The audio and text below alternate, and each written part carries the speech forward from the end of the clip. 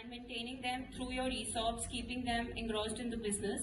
So single founders also work. And if you talk about another red flag that we see is always, if there are multiple founders or there are two founders, then you should always see that there is agreement between the founders. It's very important to have that founders agreement in place, whether in writing. I would suggest it should be in writing. It will help you as an investor to know that whether they are on the same terms. And if there is so much friendship and so much good relationship involved, then of course people can come and sign that agreement.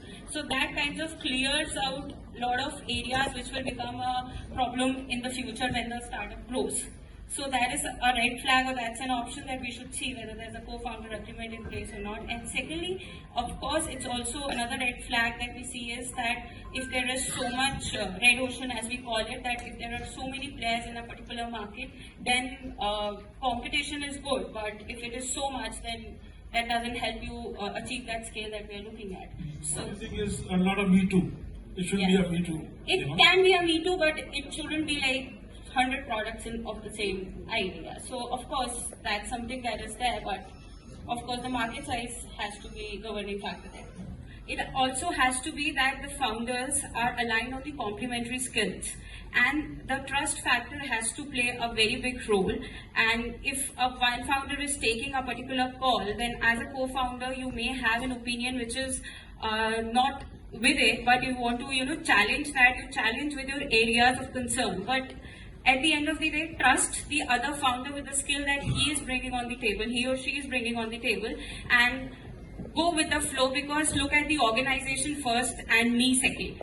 That is the approach that the founders need to have, that whether the business grows, it grows for all, and if it doesn't grow, then it doesn't grow. So that's what we look at. So I would take a portfolio approach here, that look at all your investments, where they are, how mature each one of them is, and given if you're getting a 10x or a 15x return at a particular space, at a particular startup, then partial exit is one of the option, and being invested in it is, of course, if a VC is putting the trust on it, then it's always good to wait and then let it grow more and then exit from that opportunity. When you say that how you compare the investments globally versus in India, of course globally people have a bigger mindset in terms of taking bigger bets and risk. In India, the whole startup ecosystem has evolved over the last 10 years, is still evolving, and we as investors, angel investors, are also learning.